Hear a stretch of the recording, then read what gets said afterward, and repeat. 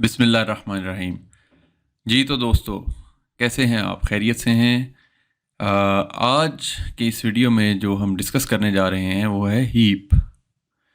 तो हीप एक data structure है जो कि बड़ा मज़ेदार है और मुझे बहुत ज़्यादा पसंद है। और इसकी बहुत ज़्यादा वाइड एप्लीकेशंस हैं कंप्यूटर सिस्टम्स के अंदर। और इन प्रिंसिपल ये लार्ज स्केल सिस्टम्स को कई तरह से फैसिलिटेट भी करता है। और आजकल की मॉडर्न डे टेक्नोलॉजी जिसमें क्लाउड की कई तरह की सर्विसेज जो अवेलेबल हैं, और इसी तरह सर्वर्स जहाँ जहाँ यूज़ होते हैं वहाँ पे हीप इंटरनली बड़े मज़ेदार और यूज़फुल काम कर रही होती है। तो इस इंटरेस्टिंग डाटा स्ट्रक्चर के साथ एक प्रॉब्लम है, और वो प्रॉब्लम बेचारे के साथ ये है कि जब हम डाटा स्ट्रक्चर्स एंड एल्गोरिथम्स का कोर्स पढ़ रहे होते हैं तो बहुत सारे टॉपिक्स चूँकि होते हैं तो उसमें से अमूमन ये निगलेक्ट भी हो जाता है एट टाइम्स। लेकिन हम इसे निगलेक्ट नहीं करेंगे और हम इसे अच्छे तरीके से समझेंगे और इसकी यूटिलाइजेशन भी देखेंगे कि ये क्या काम करती है। ये हमारी आउटलाइन है इस पहली वीडियो की जो हम हीप के बारे में बात करने जा रहे हैं। इसमें हम डिस्कस करेंगे हीप होती क्या है, किस तरह के कामों में इस्तेमाल होती है, एक हीप में एलिमेंट ऐड कैसे करते हैं जैसा कि हर डाटा स्ट्रक्चर में किया जाता है, डिलीट कैसे करते हैं, और उसकी टाइम कॉम्प्लेक्सिटी इन दोनों ऑपरेशंस की क्या होती है। और यही सबसे बड़ा टेक अवे होगा कि अगर आपको ये समझ आ जाती है कि टाइम कॉम्प्लेक्सिटी इसकी किस तरह से दीगर डाटा स्ट्रक्चर्स की निस्बत बेहतर है एक सर्टन टाइम के काम करने के लिए, तो ये बहुत बड़ा टेक अवे होगा आपके लिए। और लास्टली एक बड़ी मज़ेदार बात यह है कि हीप को अमूमन हम एरे के थ्रू इम्प्लीमेंट करते हैं। ये ऑल्दो एक ट्री बेस्ड डाटा स्ट्रक्चर है, लेकिन स्टिल इसे हम लिंक लिस्ट की बजाय एरे बेस्ड इम्प्लीमेंटेशन प्रेफर करते हैं। ये भी एक बड़ा इंटरेस्टिंग टेक अवे होगा आपके लिए कि आपको ये समझ आए कि क्यों ऐसा किया जाता है और इसके क्या फ़ायदे हैं। As a matter of fact पहले पॉइंट की तरफ आते हैं कि हीप होती क्या है। हीप एक ट्री बेस्ड डाटा स्ट्रक्चर है जैसा कि मैंने आपको बताया, और इसके अंदर होता ये है कि हमारे पास कुछ ऐसी सिचुएशन हम बिल्ड करने की कोशिश करते हैं कि या तो हम सबसे बड़े एलिमेंट को एक्सेस कर लें सबसे आसानी से, या सबसे छोटे एलिमेंट को सबसे आसानी से एक्सेस कर लें। तो सबसे आसानी से ट्री में क्या चीज़ एक्सेस होती है? जी बिल्कुल दुरुस्त बता रहे हैं आप, रूट। क्योंकि ट्री का एक डेजिग्नेटेड नोड होता है जिसे हम कहते हैं रूट। तो इसका मतलब ये हुआ कि अगर रूट पे सबसे बड़ी वैल्यू पड़ी है तो उसे हम मैक्स हीप की तरफ की कोई चीज़ कहना शुरू कर देंगे, और अगर सबसे छोटी वैल्यू पड़ी है तो उसे मिन हीप कहते हैं। लेकिन ये इतनी आसानी से तो नहीं हो जाता, सिर्फ इतनी बात तो नहीं है, मज़ीद भी इसके साथ कुछ कंडीशंस ऐड होती हैं तब जाके ये काम कंप्लीट होता है। तो इस तरह से करने से क्या हो जाता है कि हम अगर कोई इस नोयत का प्रॉब्लम सॉल्व कर रहे हैं जिसमें हमें हर वक्त कोई ना कोई मैक्स वैल्यू चाहिए और फिर जो बाकी का डाटा रह गया है उसमें से मैक्स वैल्यू चाहिए, तो इस नोयत का काम करने के लिए हम हीप को इस्तेमाल करते हैं। तो मैक्सिमाइजेशन और minimisation at a given point in time ये हीप की मदद से बड़ी आसानी से हो जाता है। यही काम हम sorted array, sorted link list से भी कर सकते हैं, लेकिन वो रिलेटिवली एक्सपेंसिव ऑपरेशंस बन जाते हैं एल्गोरिथमिक कॉम्प्लेक्सिटी की टर्म्स में। इसको भी हम डिस्कस करेंगे लेकिन अपनी अगली वीडियो में। तो जनाब, हीप जो है वो एक ट्री बेस्ड डाटा स्ट्रक्चर है। आपको राइट साइड पे एक ट्री नज़र भी आ रहा है, और इस ट्री में आप देख सकते हैं कि कई सारे नोड्स, मैंने इंटेंशनली इनको एम्प्टी वैल्यू, कोई भी वैल्यू नहीं रखी इसमें, और वो इसलिए नहीं रखी कि मैं आपको ये नोशन ऑफ कंप्लीटनेस समझाना चाहता हूँ। As a matter of fact heap जो है वो एक कंप्लीट ट्री होता है। कंप्लीट ट्री क्या चीज़ होती है? कंप्लीटनेस का मतलब ये है कि ये लेवल बाय लेवल ग्रो करेगा। सबसे पहले रूट बनेगा और रूट के बाद इससे नेक्स्ट लेवल बनेगा, और हर level left to right grow करेगा। तो दूसरा एलिमेंट जो बनेगा वो रूट का लेफ़्ट नोड होगा। एक और एलिमेंट ऐड करेंगे तो वो रूट का राइट नोड होगा, राइट चाइल्ड। और फिर उसके बाद जो नेक्स्ट होगा, अब लेवल नंबर 2 भी ख़त्म हो गया तो लेवल 3 को शुरू करेंगे। और कहाँ से? जी बिल्कुल, लेफ़्ट नोड से। तो इसका लेफ़्ट नोड क्रिएट हो जाएगा, और फिर उसके बाद जब हम नेक्स्ट नोड बनाएंगे तो ये राइट चाइल्ड भी क्रिएट हो जाएगा। इसके बाद अगर मैं इसको करता हूँ, इसका जो रूट के राइट का राइट चाइल्ड बनाता हूँ, तो ये सही बात नहीं होगी, ये कंप्लीटनेस के ख़िलाफ़ है। तो पहले मुझे क्या करना है, इस नोड को बनाना है, और उसके बाद फिर इसके राइट की बारी आएगी। तो लेफ़्ट चाइल्ड पहले बना करेगा, राइट चाइल्ड बाद में बना करेगा, और फिर इसके बाद इससे नेक्स्ट लेवल जो है वो लेफ़्ट टू राइट सारे का सारा बनना शुरू हो जाएगा। तो ये जो कैरेक्टरिस्टिक है इसको हम क्या कहते हैं, कंप्लीटनेस ऑफ अ ट्री। ये कंप्लीटनेस इन टर्न हमारे लिए बहुत पावरफुल और वैल्यूएबल चीज़ बनाती है, और इसी कंप्लीटनेस की वजह से हम हीप को एरे बेस्ड स्टोरेज स्ट्रक्चर से इम्प्लीमेंट करने की कोशिश करते हैं। जो दूसरी कैरेक्टरिस्टिक है हीप की वो ये है कि जो भी नोड है उसकी जो वैल्यू है वो अपने चिल्ड्रन से बड़ी होगी। तो इसका मतलब कि इस नोड की वैल्यू अगर 100 है तो इसके चिल्ड्रन की वैल्यू इससे छोटी होगी, और फिर इन टर्न जो वैल्यू इसकी है वो अपने दोनों चिल्ड्रन से बड़ी वैल्यू होगी, जो वैल्यू इस नोड की है वो अपने इन दोनों चिल्ड्रन से बड़ी होगी। तो इससे क्या होगा कि हम ये कहना चाह रहे हैं कि हर पेरेंट अपने चिल्ड्रन से बड़ी वैल्यू कैरी किए हुए है। इस चीज़ से क्या होगा कि सबसे बड़ी वैल्यू रूट पे होगी। तो ये चीज़ रिकर्सिवली तमाम नोड्स के ऊपर अप्लाई होती है, और इस तरह की हीप को हम क्या कहते हैं, मैक्स हीप, जिसके अंदर हमारे पास रूट पे हमेशा मैक्सिमम वैल्यू पड़ी होगी। और इसी का रिवर्स भी ऑब्वियसली एग्जिस्ट करता है, आप बिल्कुल सही पहुंचे, और उसको हम क्या कहेंगे, मिन हीप। उस सूरत में क्या मतलब है कि रूट की जो वैल्यू है या हर पेरेंट की जो वैल्यू है वो अपने चिल्ड्रन से छोटी होगी। ये वैल्यू छोटी होगी और इसके चिल्ड्रन बड़े होंगे, और ये जो नोड है ये अपने दोनों चिल्ड्रन से छोटा होगा, ये नोड की जो वैल्यू है ये अपने दोनों चिल्ड्रन से छोटी होगी, और यही चीज़ रिकर्सिवली डाउन वर्ड ट्रिकल करेगी और तमाम के तमाम नोड्स पे यही चीज़ एप्लीकेबल हो जाएगी। तो इस सूरत में जब हम मिन हीप इस्टेब्लिश कर रहे होंगे तो रूट के ऊपर सबसे छोटी वैल्यू होगी। तो इस तरह एक गिवन पॉइंट इन टाइम पे अगर हम मैक्सिमाइजेशन का प्रॉब्लम सॉल्व कर रहे हैं तो हम मैक्स हीप बना के उसे करने की कोशिश करते हैं, और मिनिमाइजेशन के प्रॉब्लम में हम मिन हीप बनाते हैं। इस वक्त आपको मिन हीप और मैक्स हीप दोनों नज़र आ रही हैं। लेफ़्ट साइड पे आपको मिन हीप नज़र आ रही है जिसमें आप देख रहे हैं कि रूट की वैल्यू 10 है और ये अपने दोनों चिल्ड्रन से छोटा है। लेफ़्ट चाइल्ड जो है वो इन टर्न अपने दोनों चिल्ड्रन से छोटा है, और फिर उसके बाद 30 जो हमें एंड पे नज़र आ रहा है वो भी अपने दोनों चिल्ड्रन से छोटा है, और राइट चाइल्ड जो है रूट का 15 वो भी अपने दोनों चिल्ड्रन से छोटा है। तो सबसे छोटी वैल्यू जो है वो 10 है इस ट्री में, और वो कहाँ पड़ी है, रूट पे। Root carries minimum value. और इसी तरह से अगर हम राइट साइड वाले को देखें तो इसके अंदर रूट पे सबसे बड़ी वैल्यू है 100, सबसे बड़ी वैल्यू है 70 उससे छोटी, और 40 भी छोटी। तो ये रिमेंबर ये कोई सॉर्टेड वैल्यूज़ नहीं है, बस उस वैल्यू को अपने पेरेंट से छोटा होना है। यहाँ पे आप देख रहे हैं कि इसके 70 के लेफ्ट पे 60 वैल्यू एग्जिस्ट कर रही है, जबकि 40 जो इससे ऊपर के लेवल पे है 70 का सिबलिंग है वो इस 60 से छोटा है। It has nothing to do with the heap characteristic, क्योंकि हीप का बड़ा एक लोकलाइज्ड सा स्कोप है, और वो सिर्फ इस तरह से देख रहा होता है कि हर पेरेंट और उसके चिल्ड्रन के ऊपर क्या ये प्रॉपर्टी एग्जिस्ट कर रही है। जो सिबलिंग्स हैं, अंकल नोड्स हैं, जैसा कि ये 40 जो है वो 70 का सिबलिंग है, तो इसका चचा ताया होगा। चचा ताया में क्या हो रहा है वो इस सारी चीज़ में उससे फ़र्क नहीं पड़ता। तो that's what you need to understand. तो इस तरीके से मैक्स और मिन हीप एग्जिस्ट करते हैं। अब हम बात करते हैं कि अगर ट्री को हमने एरे से इम्प्लीमेंट करना हो तो उसके लिए एक फिनोमेना हम इस्टेब्लिश करने की कोशिश करते हैं। छोटा सा फॉर्मूला है, इंतहाई आसान, जिसको ना समझना शायद ज़्यादा मुश्किल है। हम ऐसा करते हैं कि रूट को इंडेक्स नंबर 1 पे स्टोर कर देते हैं। एक एरे लेते हैं और उसके इंडेक्स नंबर 1 पे रूट को स्टोर कर देते हैं। हर नोड का जो लेफ्ट चाइल्ड होगा वो 2 इंटू आई होगा। इसका मतलब जिस इंडेक्स पे वो स्टोर हुआ है उसको 2 से मल्टीप्लाई कर दें तो लेफ्ट चाइल्ड का इंडेक्स आ जाएगा, और राइट चाइल्ड का इंडेक्स अगर चाहिए तो 2 इंटू आई प्लस 1 कर देंगे तो राइट चाइल्ड का इंडेक्स आ जाएगा। और ऑब्वियसली इसी तरह से चूंकि ये दोनों चीज़ें 2 से मल्टीप्लाई करके हमें मिल रही हैं, तो अगर हम पेरेंट चाहिए तो हम किसी भी नोड का पेरेंट चाहिए तो उसके इंडेक्स को 2 से डिवाइड कर दे तो हमें पेरेंट मिल जाएगा।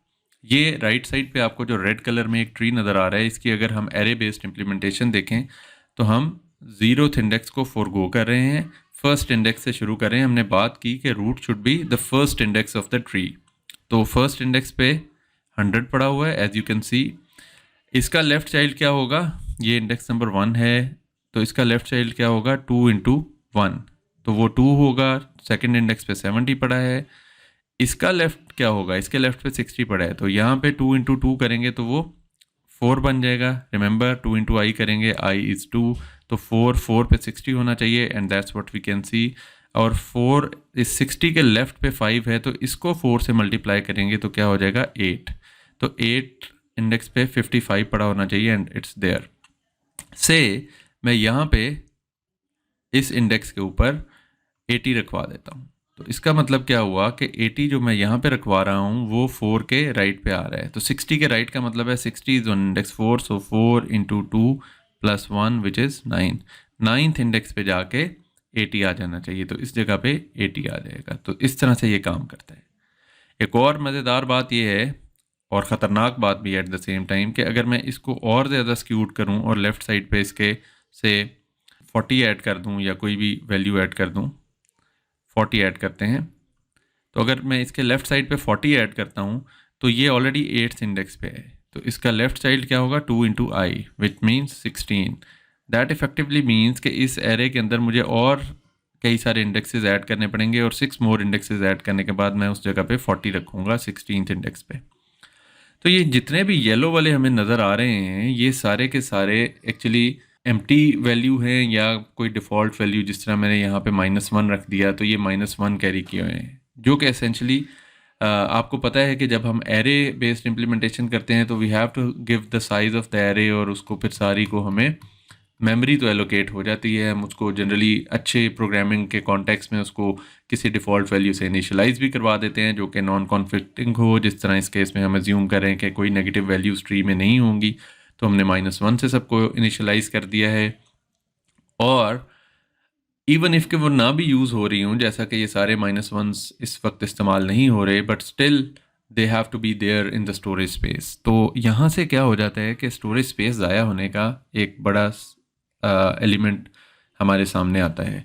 और ये चीज़ वो जो नोशन ऑफ स्पार्सिटी हमने अपनी दीगर वीडियोस में डिस्कस की, वो ट्री के कॉन्टेक्स्ट में भी नोशन ऑफ स्पार्सिटी हमें नज़र आनी शुरू हो जाती है, जो कि अच्छी बात नहीं है।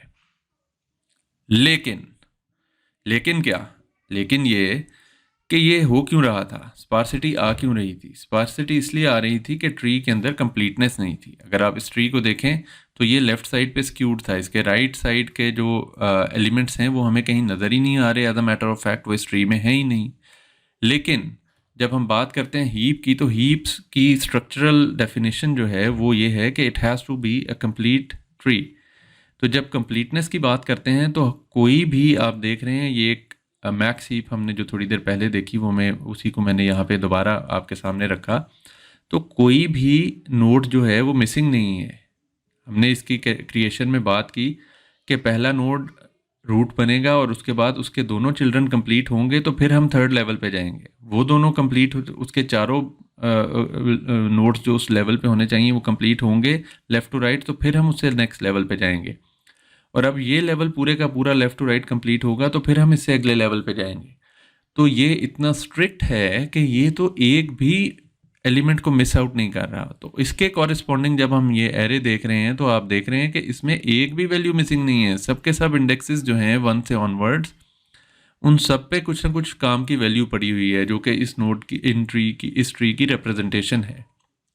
तो इसलिए ये जो स्पार्सिटी थी जो कि पोटेंशियली एग्जिस्ट कर सकती है एक ट्री के अंदर, वो हीप के अंदर बाय डेफिनेशन एग्जिस्ट ही नहीं कर सकती। इसलिए हम एरे बेस्ड इम्प्लीमेंटेशन को प्रेफर करते हैं हीप के केस में। और ये सारे इंडेक्सेस जो ग्रीन कलर के मैंने देखे हैं, कोई भी रैंडमली आप देखें, नंबर 6 पे 13 होना चाहिए, इट्स देयर। नंबर 9 पे 50 होना चाहिए, इट्स देयर। और इसी तरह नंबर 2 पे 70 होना चाहिए। तो वो जो हमने लेफ़्ट नोड के लिए क्या फॉर्मूला रखा था, 2 इंटू आई, और राइट नोड का क्या था, 2 इंटू आई प्लस 1। तो हम किसी भी नोड को देखते हैं, फॉर एग्जांपल 40 के राइट पे 35 है, तो 40 is at index 3, so 40 is at index 3। इसका राइट का फॉर्मूला कैलकुलेट करें तो 2 into 3 plus 1 should be 7। So इसका राइट नोड जो है वो वैल्यू नंबर 7 पे पड़ी होनी चाहिए। तो नंबर 7 पे हम देख रहे हैं कि 35 है, तो क्या ये नंबर 7 पे 35 है जो कि इसका राइट नोड है विच इज़ देयर।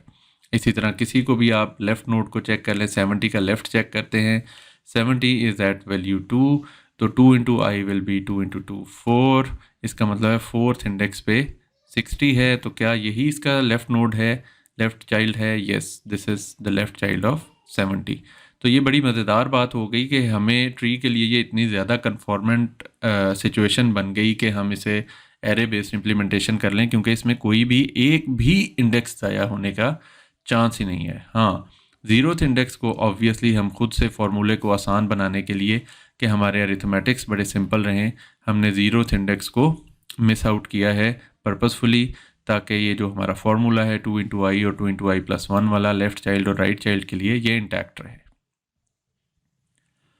अब हम कुछ ऑपरेशंस की बात करते हैं कि हमने स्ट्रक्चरल डेफिनेशन और सारा कुछ तो सीख लिया कि एक हीप क्या होती है। तो अगर हम हीप में से नोड डिलीट करें तो क्या होना चाहिए? जैसा कि मैंने आपको बताया कि हीप उस सूरत में इस्तेमाल की जाएगी जब हम मैक्सिमाइजेशन या मिनिमाइजेशन का कोई प्रॉब्लम सॉल्व कर रहे हैं। इसका मतलब मुझे एक गिवन पॉइंट इन टाइम पे या तो मैक्सिमम वैल्यू चाहिए होगी या मिनिमम। तो चूंकि हम मैक्स हीप को यहाँ पे डिस्कस कर रहे हैं केस स्टडी के तौर पे, तो इसका यही मतलब हुआ कि जब मैं डिलीशन करूँगा तो this is what I should be retrieving, कि जो भी इस ट्री में सबसे बड़ी वैल्यू है वो मुझे मिल जाए। तो वो कहाँ होगी? रूट पे, हमेशा रूट पे होगी मैक्स ट्री के, मैक्स हीप के केस में। तो मिन हीप के केस में ऑब्वियसली यहाँ मिनिमम वैल्यू होगी और उस सूरत में भी हम रूट को ही डिलीट करेंगे। तो जिस नोयत का काम हम कर रहे होंगे उस नोयत की हीप बना लेंगे मैक्स या मिन, और फिर हमेशा हमेशा हीप के अंदर से रूट नोड ही डिलीट होता है। हीप के अंदर कोई सेंस नहीं बनता कि हम नीचे वाले नोड्स के अंदर से कोई नोड डिलीट करें। तो ये अगेन एक कंस्ट्रेंट है जो कि हीप के अंदर डिलीशन के कॉन्टेक्स्ट में हम इस्तेमाल करते हैं। आई होप कि आपको ज़रूरत की भी समझ आई कि ऐसा क्यों किया जाता है, क्योंकि हम मैक्सिमाइजेशन या मिनिमाइजेशन की बात कर रहे होते हैं और हमने इतनी मेहनत करके हीप इस्टेब्लिश ही इसलिए की है कि जो चीज़ हमें चाहिए वो राइट अवे रूट पे हमें मिले और हम उसको तो पास ऑन करें आगे, और फिर उसके बाद हम देखेंगे कि यार ये तो पकड़ो अपना 100, जो करना है करो, हम इसका कुछ करते हैं ट्री का, आप निकलें। तो भाई ये 100 हमने पहुंचा दिया, जिसने भी हमसे रिक्वेस्ट की थी उसको। अब उस फंक्शन का काम है कि वो इस 100 के साथ क्या करता है हमारे लिए, लेकिन एक मसला छोड़ गया, और वो क्या था? ये सर्कटी हीप बना दी इसने। जब रूट यहाँ से गायब हुआ तो ये सर्कटी हीप बन गई, और आपको पता है कि सर्कटी चीज़ से डर लगता है, खौफ आता है, मुझे भी खौफ आना शुरू हो गया है। तो अगर हम इसके नंबर्स करें उसी तरह से तो 1 2 3 4 5 6 7 8 9 and 10, so this is how this heap looks like। तो पहली चीज़ रूट से हमने डिलीशन कर दी। दूसरी चीज़ जो हमने तयन की है, हमने मेंटेन करनी है कंप्लीटनेस। तो कंप्लीटनेस मेंटेन करने का मतलब है कि हम इसको स्ट्रक्चरली कंप्लीट कर दें। तो ये नोड जब गायब हो गया तो हमें इसको फौरी तौर पर किसी न किसी तरीके से फिल करना है। तो स्ट्रक्चरल कंप्लीटनेस का मतलब एक आसान हल ये है कि हम इस नोड से माफ़ी मांगें, इसको कहें कि भाई तुम निकलो, क्योंकि अब हम 9 एलिमेंट्स की हीप बनने जा रहे हैं, एक रूट तो हमारा गया। तो इसको निकालने के साथ साथ हम ये कर सकते हैं, एक आसान हल ये है कि हम इसको 11 को इधर ले आएँ और इस नोड को एक्चुअली डिलीट कर दें। So in principle we just pass this value to the function which called it, लेकिन हमने इस नोड को डिलीट नहीं किया क्योंकि इसके पास इन दोनों के रेफरेंसेस मौजूद हैं। हमने ये जो लास्ट नोड था अभी तक हीप का, उसकी वैल्यू को यहाँ पे रखवा दिया। तो ये है मेंटेनिंग द कंप्लीटनेस।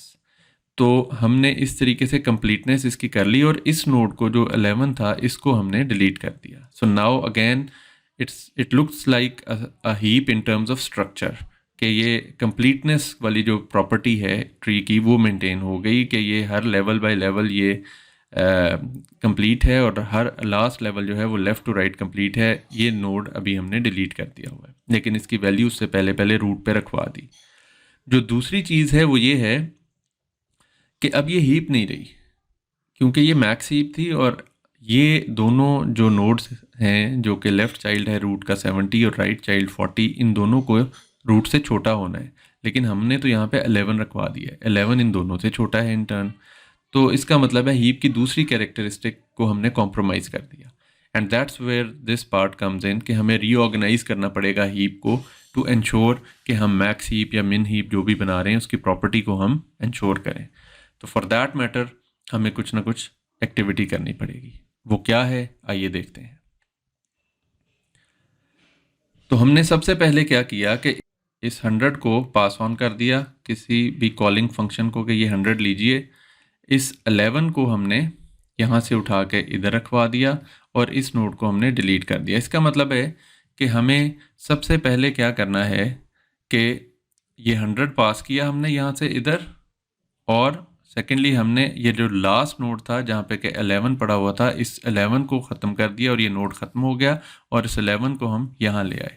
तो ट्री का जो ओवरऑल स्ट्रक्चर था वो एज इट इज़ मेंटेन रहा, ये स्पेस हमारी एम्प्टी हो गई और 11 हमारा रूट बन गया। तो फर्स्ट थिंग जो कि कंप्लीटनेस ऑफ द ट्री वाली थी वो हमने इंश्योर कर ली। द सेकेंड थिंग इज़ कि अब it's no more a max heap, we have to perform certain operations to ensure that it again becomes a max heap. उसके लिए क्या करें?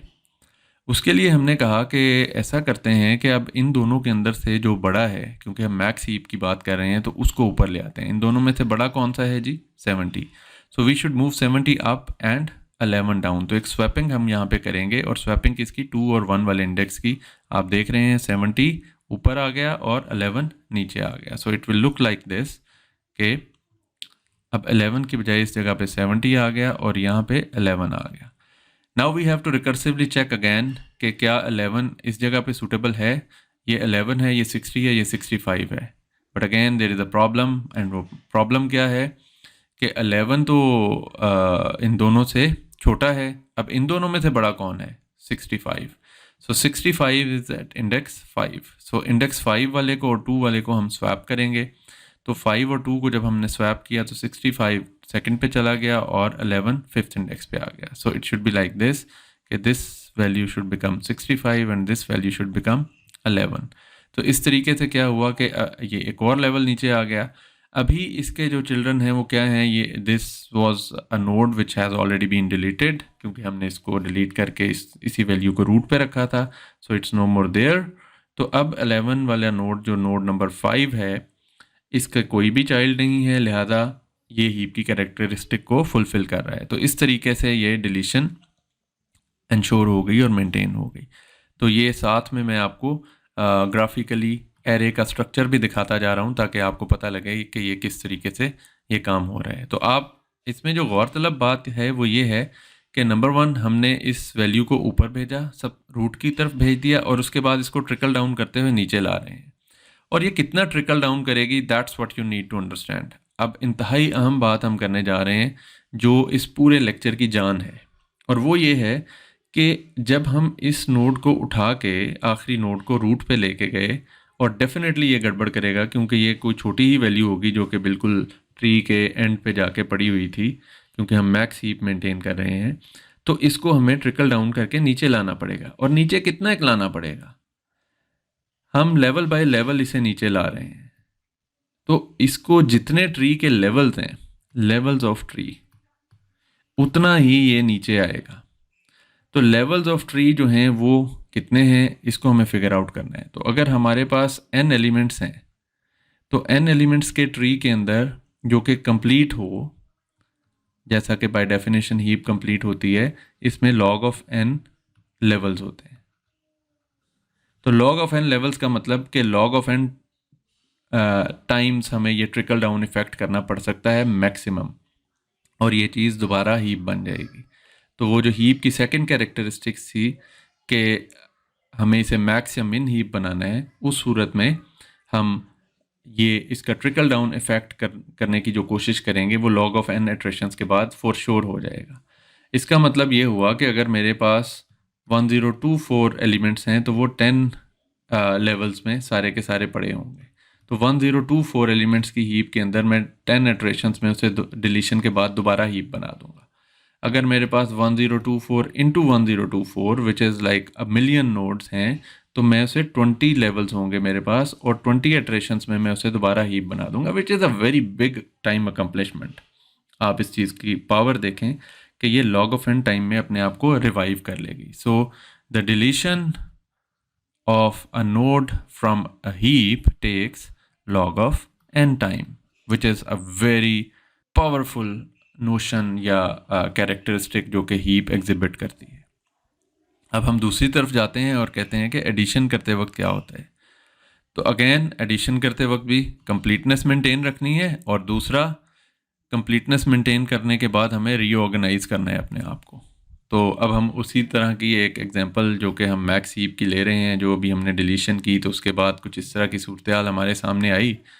70, 65 and all that. So this was how the heap was looking like. और हमारे पास ये 10th index पे again space खाली हो गई थी. तो अब मैं कहता हूँ कि यार ऐसा करते हैं कि 150 ऐड करते हैं. तो 150 ऐड करूँगा तो पहली चीज़ जो हमने सीखी वो क्या थी? Maintain the completeness yet again. Remember, हम स्ट्रक्चर को बहुत अहमियत दे रहे हैं. पहले नंबर पे आप ऐसा करें कि स्ट्रक्चर को अहमियत दें और 150 को इस जगह ऐड कर लें. जिस तरह हमने डिलीशन की थी ना, तो डिलीशन में हमने कहा था कि यार आखिरी नोड को उठा के रूट पे ले जाओ. ये हमने काम कर दिया ताकि स्ट्रक्चर सही रहे. कंप्लीटनेस वाली जो प्रॉपर्टी है वो पहले एड्रेस करो, उसके बाद देखते हैं कि क्या करना है. तो यहाँ पे भी हमने कहा कि यार पहली खाली जगह कहाँ है. तो एरे बेस्ड इम्प्लीमेंटेशन के अंदर array irrespective of the arrays size, हम करंट साइज अगर मेंटेन कर लें और उसमें एक प्लस करके और उस जगह पे इस वैल्यू को रखवा दें तो it's a very simple activity to do. Which means के इस वक्त 9th इंडेक्स तक डाटा गया हुआ था, तो करंट इंडेक्स 9 था, उसमें मैंने 1 ऐड किया, 10 हो गया, और 10th इंडेक्स पे जाके मैंने 150 रखवा दिया, which is this. You can see it in the physical array as well. But now the problem is it's no more a max heap, because ये जो 11 है ये इस कैरेक्टरिस्टिक को जस्टिफाई नहीं कर रहा. 150 इससे बड़ा है, तो ये एक ऐसा पेरेंट है जो अपने चाइल्ड से, किसी एक चाइल्ड से भी अगर छोटा हो तो गड़बड़ हो जाएगी. तो हमने क्या सीखा कि पहले कंप्लीटनेस कर लें और फिर रीऑर्गेनाइज करें ताकि हीप की जो मैक्सिमाइजेशन मिनिमाइजेशन की प्रॉपर्टी है वो भी जस्टिफाई हो जाए. तो इसके लिए फिर हम क्या करेंगे? डिलीशन में जिस तरह हमने ट्रिकल डाउन किया था, यहाँ पे हम मूव अप करना शुरू कर देंगे. और कितना मूव अप करेंगे? वंस अगेन जितने लेवल्स हैं ज़्यादा से ज़्यादा उतना ही करना पड़ेगा. और इस सूरत में हमें लग भी रहा है क्योंकि 150 जो है वो रूट से भी बड़ा है, तो वो रूट को भी डिस्प्लेस करना चाहिए उसे. Let's see how should it work. So the first thing is that we'll look for its parent. So it's index number 10. We have to divide it by 2 to figure out its parent. That should be the index number 5. And you see it's greater than index number, the data present at index number 5, which is 11. So we should move it up and bring it down. हो गया. इसका मतलब 11 वापस बेचारा अपनी 10th position पे आ गया और 150 जो है वो 5th इंडेक्स पे चला गया. सो फिजिकली एरे में कुछ इस तरह की चेंज हो रही होगी. अब हम देखते हैं 5th इंडेक्स का पेरेंट कौन है. Again divide 5 by 2 which is 2.5. इसका फ्रैक्शनल पार्ट डिस्कार्ड करें तो it should be 2. So 2 index you can see here, index number 2 is it's parent and it carries the value 65, whereas this value is 150. Again the characteristic is not conformant. ये जो property है वो address नहीं हो रही सही तरीके से. So let's make another swap. 65 को इधर लाइए और 150 को ऊपर ले जाएं. So this is what it is doing. 65 को 5th पे ले आए और 2nd पे 150 को. अब 2nd का पेरेंट कौन है? 2 divided by 2 which is 1. So root इसका पेरेंट है. रूट पे क्या पड़ा हुआ है? 70. और ये क्या है? 150. ये भी गड़बड़ हो रही है. इसको एक दफ़ा फिर करें स्वैपिंग और 70 इधर आ जाएगा और 150 इससे ऊपर चला जाएगा. तो 150 should go over here and 70 should come over here. Now everything is complete. ज़्यादा से ज़्यादा कितना ऊपर चला जाएगा? रूट तक. रूट से ऊपर तो कुछ भी नहीं है ना. तो फिर इस तरह से क्या हुआ? वंस अगेन जितने लेवल्स हैं उतना ही ये ऊपर जा सकता है. हो सकता है उससे पहले भी कहीं सेटल डाउन हो जाए अगर हीप की वो प्रॉपर्टी हमारे पास जस्टिफाई हो जाती है. मिसाल के तौर पे अगर हम 68 ऐड करते तो वो इस 70 से छोटा होता, तो वो इससे नीचे ही कहीं एडजस्ट हो जाता. तो अगेन वही बात कि कंप्लीट ट्री के अंदर अगर n नोड्स हैं तो उसके लेवल्स जो हैं वो log ऑफ n होंगे. तो वंस अगेन जो इसके अंदर एडिशन की कॉस्ट है वो भी log ऑफ n ही होगी. तो डिलीशन और एडिशन दोनों की कॉस्ट log ऑफ n है, which is something very commendable and powerful. मैं एक और वीडियो बनाऊंगा और उसके अंदर आपको इसको दीगर सॉर्टेड एरे से और सॉर्टेड लिंक लिस्ट से इस तरह की चीज़ का कंपैरिजन करके दिखाऊंगा and you will enjoy that, जिससे कि आपके वो जो एल्गोरिदमिक जो अंडरस्टैंडिंग है चीज़ों की और ऑपरेशंस की वो आपको बड़े मज़ेदार तरीके से समझ भी आ जाएगी. एक छोटी सी और मैनिपुलेशंस कुछ करके देखते हैं. फॉर एग्जांपल सबसे पहले एक हीप अगर हम बनाने जा रहे हैं, इसमें हम वैल्यू 10 रखते हैं, एक मिन हीप भी बना लेते हैं. उसके बाद मैंने सोचा कि इसके अंदर 20 ऐड कर दिया जाए, तो 20 इधर आ गया. उसके बाद मैंने इसमें कहा कि कोई से 30 ऐड कर दें, तो 30 इधर आ गया. और आप देख रहे हैं कि 10 रूट पे गया, 20 इधर आया, तो उस 20 को हमने as a matter of fact अपने पेरेंट्स से कंपेयर किया. We are establishing a min heap. सो कोई ज़रूरत नहीं थी स्वैप करने की। उसके बाद कंप्लीटनेस को इंश्योर करने के लिए the next element should be added over here and again there is no issue क्योंकि ये छोटा और ये बड़ा है। We are establishing a min heap. Now let's say कि अब मैं एक और नोड ऐड करता हूँ और उस नोड की वैल्यू क्या है 5। तो 5 स्ट्रक्चरली हमने कहा कि सबसे पहले मामले को हल करना है, तो 5 should be at the next level जो कि क्योंकि पिछला कंप्लीट हो गया और लेफ्ट मोस्ट का। इस 5 को ना मैं यहाँ रख सकता हूँ ना यहाँ, इन सारी जगहों में से मैं उसे कहीं भी नहीं रख सकता इस 5 को, ये गलत हो जाएगा। लिहाजा 5 इधर आ जाएगा। अब 5 क्या है इस 20 से छोटा, तो ये गड़बड़ हो गई। इस 5 को ऊपर लाइए और 20 को नीचे लेके आइए। अब 5 को 10 से कंपेयर करें तो 5 अगेन 10 से भी छोटा है, 5 ऊपर आ जाएगा और 10 नीचे आ जाएगा। तो इस तरीके से ये मिन हीप इस्टेब्लिश होनी शुरू हो जाएगी। और अभी मैं मज़ीद कोई नोड ऐड करूँगा तो वो इस जगह पे आएगा। तो इस तरीके से हम हीप के अंदर नोड्स को ऐड करते हैं। तो 1 बाय 1 ही ऐड हो रहे होते हैं क्योंकि मैंने आपको कुछ हरी भरी हीप्स सिखाई थी। तो ये आखिरी एक्टिविटी मैं इसलिए करके दिखा रहा हूँ कि आपके जहन में ये ख्याल ना आए कि कहीं हीप पहले से ही बने बनाए डाटा के ऊपर होती है, तो ऐसा कुछ नहीं।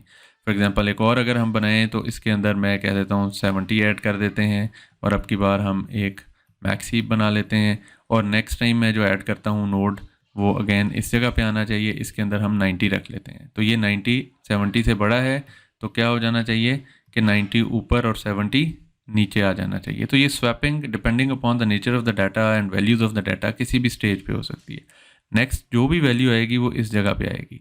ये एरे का 1 इंडेक्स है, ये 2 है और ये 3 है।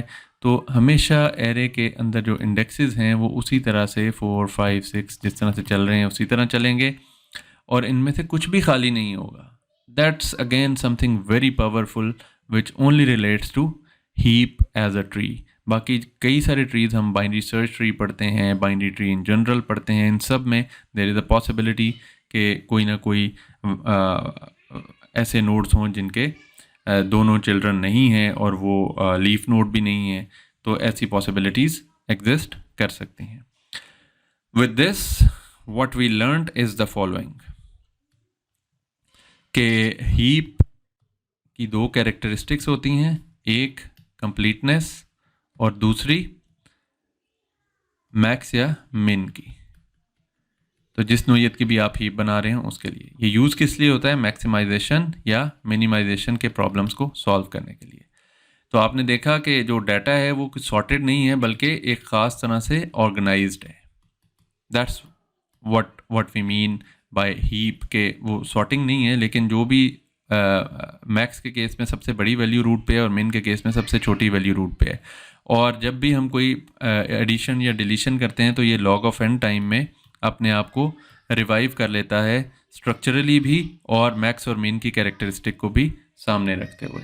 तो ये इसकी बड़ी ज़बरदस्त और पावरफुल चीज़ें हैं जो कि हमारे सामने आती हैं और इसके जो यूजेजेस हैं वो इसी तरह मैक्सिमाइजेशन और मिनिमाइजेशन प्रॉब्लम्स में इस्तेमाल होते हैं। और चूंकि इसके अंदर ज़ीरो स्पार्सिटी होती है, बिल्कुल भी ये स्पार्सिटी को आने भी नहीं देता करीब, इस वजह से क्या होता है कि हीप को हम एरे की मदद से इम्प्लीमेंट कर लेते हैं। तो एरे बेस्ड इम्प्लीमेंटेशन जो है वो हीप की चल रही होती है। आई होप कि आपने इस हीप की बुनियादी लेक्चर को एंजॉय किया होगा। मिलते हैं और ज़्यादा डिटेल्स के साथ हीप के अगले लेक्चर में। Until then enjoy learning back to basics.